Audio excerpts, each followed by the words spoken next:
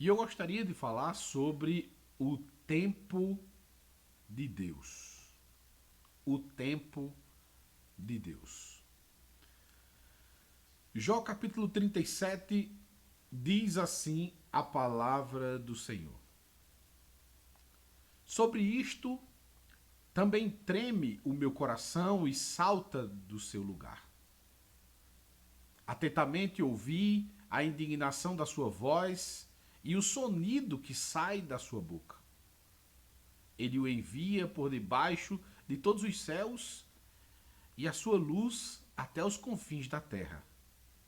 Depois disso ruge uma voz, ele troveja com a sua voz majestosa, e ele não os detém quando a sua voz é ouvida. Com a sua voz troveja Deus maravilhosamente, faz grandes coisas que nós não podemos compreender.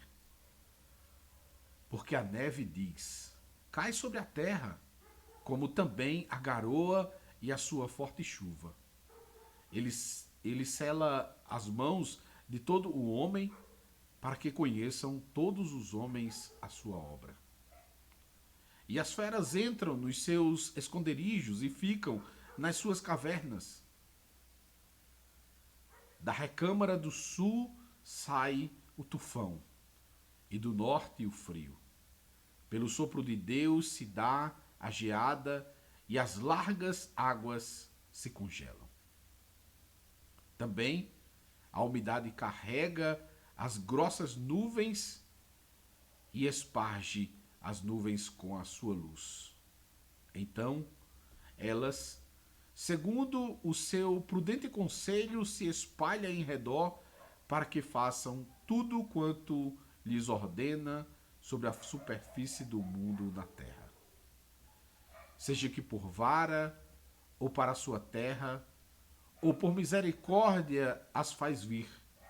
E isto, ó Jó, inclina os teus ouvidos para e considera as maravilhas de Deus. Porventura sabes tu como Deus as opera e faz resplandecer a luz da sua nuvem? Tens tu notícia do equilíbrio das grossas nuvens e das maravilhas daquele que é perfeito nos conhecimentos?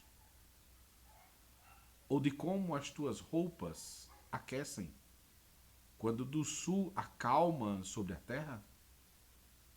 Ou estendeste com ele os céus, que estão firmes como o espelho fundido? Ensina-nos o que lhe diremos, porque nós nada podemos pôr em boa ordem por causa das trevas. Contar-lhe-ia a alguém o que tenho falado? Ou desejaria um homem que ele fosse devorado? E agora não se pode olhar para o sol, que resplandece as nuvens, quando o vento, tendo passado, o deixa limpo. O esplendor de ouro vem do norte, pois em Deus há uma tremenda majestade. Ao Todo-Poderoso não podemos alcançar. Grande é em poder, porém a ninguém oprime em juízo e grandeza de justiça. Por isso, o temem os homens, ele não respeita os que se julgam sábios de coração. Glória a Deus. Amados, nós estamos aqui diante da última etapa do diálogo entre Eliú e Jó. O amigo mais jovem está em um longo discurso de vários capítulos, e é justamente aqui onde há uma grande barreira de entendimento daqueles que leem o livro de Jó. Eu já tenho perguntado algumas vezes ao Espírito Santo quanto tempo depois que lhe foi falado estas palavras, destes capítulos que lemos aqui, tanto esse como os anteriores, das semanas passadas, quanto tempo para que Deus aparecesse para Jó? Não se tem notícia, não se tem estudo, mas o Espírito do Senhor estava lá. E ele sabe o tempo que teve de reflexão, porque este, de fato, foi um diálogo em que fez Jó ter um momento de reflexão e chegar a um consenso de que estava errado, de que o seu posicionamento precisava ser mudado e de que Jó não era tão justo quanto ele pensava que era. Mais uma vez, essa semana, escutando mais um irmão, eu ouvi a palavra Jó não pecou.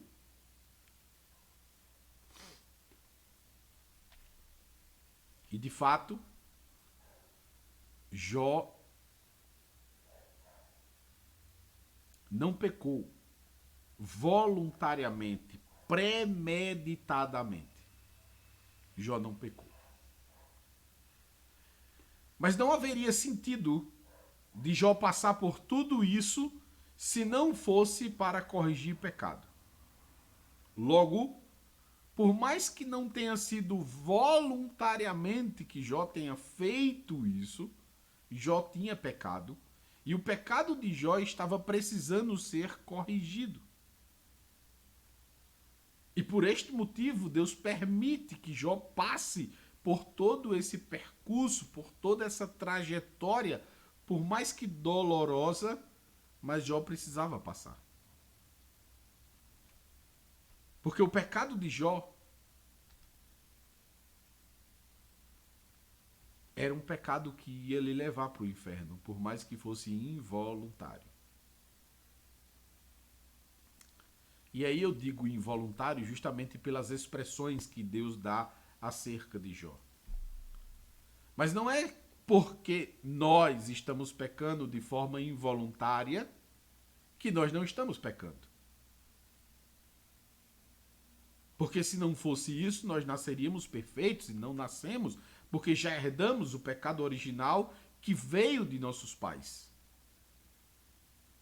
Que é a nossa herança adâmica.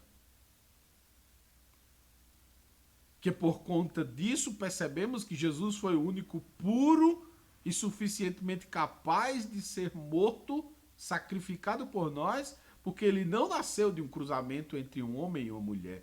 Ele foi obra do Espírito Santo. Ele foi colocado no ventre de Maria. Maria foi uma barriga emprestada. Maria foi a mulher que deu o primeiro bebê de proveta na história da humanidade. Eu costumo sempre dizer, se pegássemos o sangue de Jesus e o analisássemos, não encontraríamos rastro genético de Maria dele. Assim como bebês são colocados, bebês de casais brancos são colocados na barriga de uma mulher negra e ele nasce branco. Ele não pega nada da genética da mãe que emprestou a barriga. Ou vice-versa, de pais negros colocado em uma barriga de uma mãe branca. E é justamente aí o ponto-chave que nós precisamos entender acerca de Jó. Ele tinha pecado. O pecado dele era involuntário, mas estava cometendo outros problemas, estava não cometendo, mas estava respingando, estava aumentando a cada dia. Ao ponto que Jó pudesse cair no erro, no engano. E quando nós olhamos o livro de Jó, que eu percebo que é a maior revelação da natureza humana por conta que nós pegamos um homem extremamente forte, firme, cometer pecados assim. Ou murmuração não é pecado. Ou julgar Deus como culpado pelos nossos problemas não é pecado.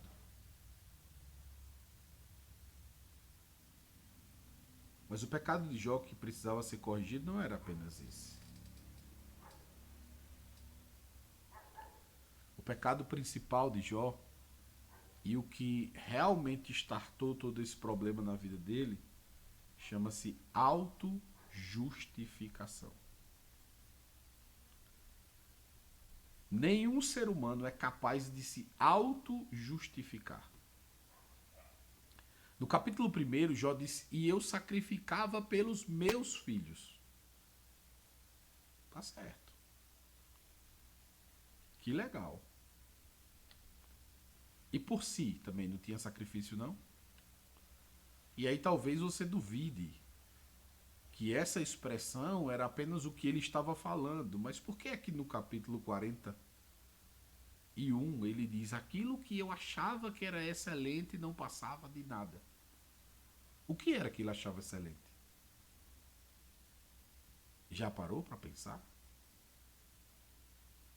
Já parou para analisar que todas as palavras que Jó diz acerca do seu livro, todas as palavras que ele se defende, quando Deus aparece para ele não tem palavras? No nosso ditado, nas costas de Deus ele fala tudo o que quer. Quando Deus aparece, ele não tem coragem de falar mais nada? Como assim? E aí eu acho interessante justamente esse diálogo que Eliú tem com Jó.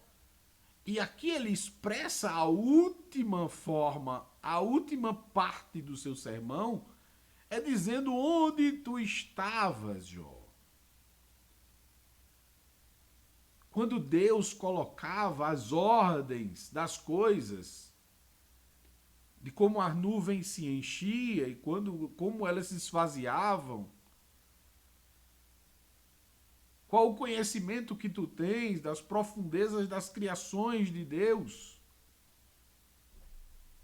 como elas se dão, onde estão seus fundamentos, tu estavas lá, por acaso? Diz aí. E eu acho que esse contestamento de Eliú fez com que Jó passasse um momento de silêncio. Porque nesse período do diálogo de Eliú, você não vê uma palavra de Jó. Você não vê Jó replicar como ele replicara em outras vezes com os outros amigos. Eu acho que com Eliú, Jó já estava vencido.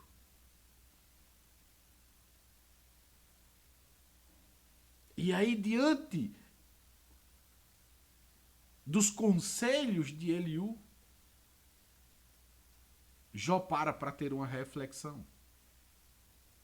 Jó para compreender que tudo aquilo que ele estava dizendo não fazia muito sentido.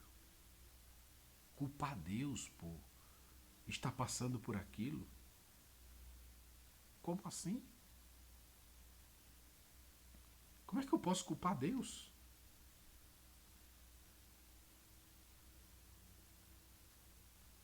Talvez você diga: "Não, mas foi Deus que soltou Satanás em cima de Jó." Não foi Deus que soltou Satanás. Quem na verdade soltou Satanás foi o próprio Jó. O próprio Jó foi quem permitiu que isso acontecesse. Que eu tenho repetido aqui e vou dizer mais uma vez. Ponto de legalidade. Todo mal nos sobrevém visto nós abrirmos as portas da legalidade para isso. Somos nós que pecamos e por causa do pecado é permitido a ação de Satanás em nosso encontro. Porque Satanás é o cinturão de Deus. E aqueles que não sofrem, que não passam por pelejas e adversidades, deveriam refletir um pouco mais.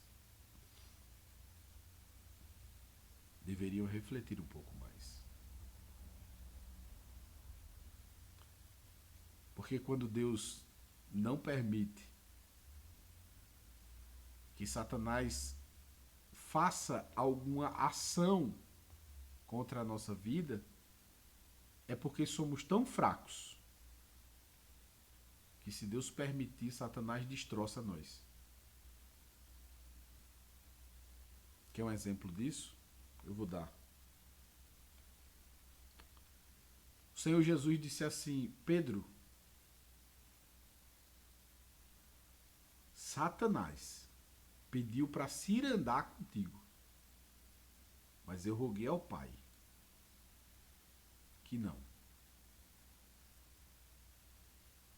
Sem a ajuda de Satanás, Pedro nega a Jesus. Pare para pensar, se tivesse uma ajudinha de Satanás, o que teria sido? E isso é importante para que saibamos que Deus não deixará que sejamos tentados além das nossas forças. Ele sabe onde é o nosso limite. E se o nosso limite é ultrapassado, não é por culpa de Deus. É por nossa própria culpa.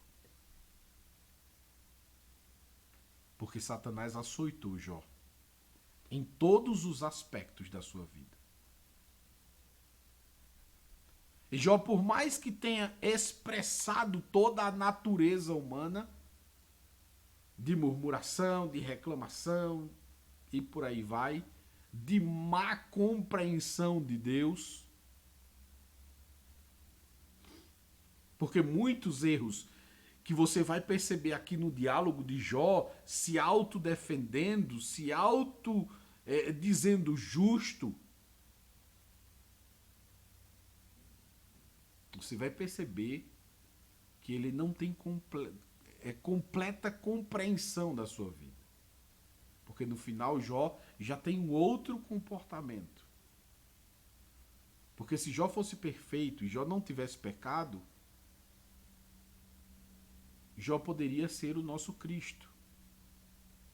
Mas Jó tinha pecado. Jó nasceu em pecado. E por este motivo ele precisava de redenção, ele precisava de salvação, ele precisava de sacrifício. Jesus não precisou de sacrifício. Porque foi ele o sacrifício. Porque ele era perfeito. Então nunca venhamos a ter Jó como um perfeito, mas tenhamos Jó como um exemplo de ser humano, de cristão e de homem de Deus. Isso sim. Um exemplo. Um exemplo para mostrar que, por mais forte que sejamos, nas adversidades, muitas vezes, podemos ter um mau julgamento sobre as coisas que acontecem sobre nossas vidas. E graças a Deus que nos deixou o livro de Jó para compreender esses mistérios. Porque no caso de Jó, ele não tinha parâmetro, nenhum outro, ele sabia que já teria passado por tal. E graças damos ao Senhor por nos dar esses escritos para que nós possamos compreender com mais clareza a respeito da natureza humana, das ações de Satanás e do porquê tudo isso acontece com nossas vidas.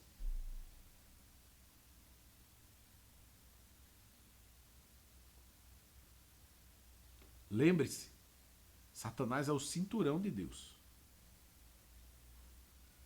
E quando Deus quer nos açoitar, ele permite que Satanás venha. Mas Deus sabe os nossos limites. Veja que Deus disse a Satanás: toque em tudo, mas não na vida de Jó. A vida dele me pertence, disse o Senhor. O limite seu é até aqui. Já sabe. E aí, claro, eu acredito que Satanás fez aquilo babando para que o seu plano, o seu projeto desse certo e ele pudesse realmente tragar a vida de Jó. Porque acontece. Acontece de pessoas abdicarem da sua fé, abdicarem da sua vida, abdicarem da sua salvação, desistirem. Acontece. Acontece. E nesses casos, não foi Deus que falhou. Não foi Deus que deixou ir além das nossas forças, não. Fomos nós que não fomos capazes de sermos persistentes naquele que nos prometeu. É por isso que devemos ter clareza sobre os mistérios de Deus, sobre os desígnios de Deus, sobre os princípios de Deus, para que nós possamos nos posicionar da maneira correta. E o posicionamento de cada um daqueles que seguem a Jesus, que são adoradores do Deus Altíssimo, é confiar nele em todos os aspectos, em todos os momentos. É confiar em Deus. E quando eu digo confiar em Deus, não é sentar e esperar. Não é sentar e esperar. Porque imagine que você está num deserto. E aí você confia em Deus, vai e senta e espera.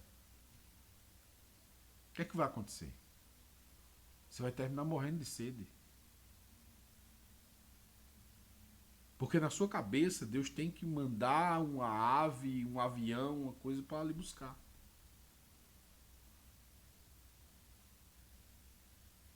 E a fé é o firme fundamento das coisas que se não veem, mas que se espera. Então, se eu estou no deserto, eu vou alinhar a minha caminhada e dizer: Deus, eu vou por aqui. Me ajude que eu esteja no caminho certo e que eu possa encontrar água para sobreviver. E eu vou caminhando, esperando em Deus a resposta. Esperando em Deus a resposta.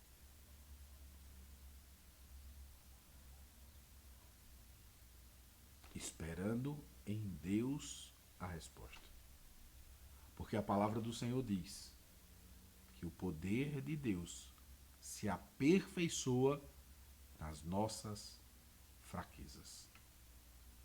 Então, quando você achar que você está fraco, saiba que esse é o melhor momento de Deus agir.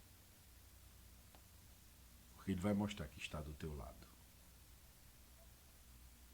Talvez esse momento foi o momento de maior exaustão de Jó. Talvez esse momento as forças de Jó tenham se ido. E ele estava ouvindo sem nenhuma força mais de replicar. Mas Deus estava ali, do seu lado. Deus estava lhe ajudando a ter compreensão da vida, a entender os mistérios. Porque Deus não queria nada disso. Deus não queria nada disso. Até porque o final das coisas, nós entendemos o que realmente Deus quer. Deus abençoa Jó duplicadamente. Essa é a vontade de Deus. Para todos nós. É nos abençoar. de forma abundante. Mas devemos entender que tudo que Deus faz em nossas vidas é no propósito de nós estarmos bem e nós fazermos o bem. E quando eu digo fazermos o bem, não é só para nós ou para nossa família. Não. É muito mais além do que isso. Deus quer nos abençoar para a gente ir além. Para a gente virar o espelho da sua luz. Para a gente refletir a glória de Deus aqui nesta terra que está em escuridão. E por isso nós percebemos que Jó estava sendo lapidado, estava sendo moldado, estava sendo purificado, vamos dizer assim, para refletir ainda mais a glória de Deus. Para refletir ainda mais a glória de Deus. E como eu disse no início, quero concluir, o tempo de Deus. O tempo de Deus é justamente o tempo ideal da correção para a bênção. O tempo de Deus é o ideal da correção para a bênção. Da correção para a bênção.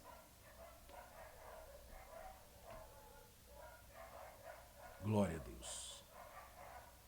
Deus deu o time certo para Jó entender e compreender que era um pecador e que precisava de sacrifício. E Jó terminou entendendo. E Deus terminou fazendo aquilo que ele já queria fazer, que era multiplicar as bênçãos na vida de Jó. E Deus quer multiplicar a bênção em sua vida. Deus quer multiplicar as bênçãos em sua vida. Deus quer multiplicar as bênçãos em sua vida. Creia tão somente. Creia tão somente. Pare e vasculhe o que é que precisa ser melhorado, aperfeiçoado, para que você se achegue ainda mais ao Senhor e Ele possa liberar as bênçãos sobre sua vida. E se você caiu aqui de paraquedas, Deus te trouxe até aqui para ouvir essa mensagem, e você ainda não se arrependeu dos seus pecados, hoje é o dia. Deus usa a minha boca para dizer, filho, abandona a vida de pecado. Isso não vai ser bom para ti. O pecado que você tem cometido não vai te levar para um bom lugar. Reconhece. E abandona hoje. E pede perdão a Jesus. Onde você estiver, em qualquer lugar do mundo, que você esteja ouvindo essa mensagem, o Senhor diz assim, se arrepende. Se arrepende. Abandona essa vida de pecado. Entrega a tua vida a Jesus. E Ele te perdoará. Com certeza Ele te perdoará. E eu quero orar por você. Pai, em nome de Jesus, onde tiver uma pessoa nesse momento, se arrependendo dos pecados, entregando a vida a Ti, Senhor, que ele sinta o abraço do Teu Santo Espírito. Ô Espírito Santo, é o Senhor que convence. O homem do pecado, da justiça e do juízo, diz a Tua palavra. Que o Senhor abrace essa alma, que o Senhor fortaleça para que ela possa largar toda essa vida de pecado. E em nome de Jesus, possa ter uma nova vida, possa receber nesse exato momento a salvação da sua alma. Em nome de Jesus. Amém. Glória a Deus. Glória a Jesus. Louvado seja o nome do Senhor. Glória a Deus. Glória a Jesus. Glória a Jesus. Que Deus abençoe a você que está aqui no YouTube. Não esquece de se inscrever aí no canal, não esquece de deixar o teu like, compartilhar essa mensagem para aquelas pessoas que você acredita que precisam ouvir. Que Deus continue abençoando a tua vida em nome de Jesus.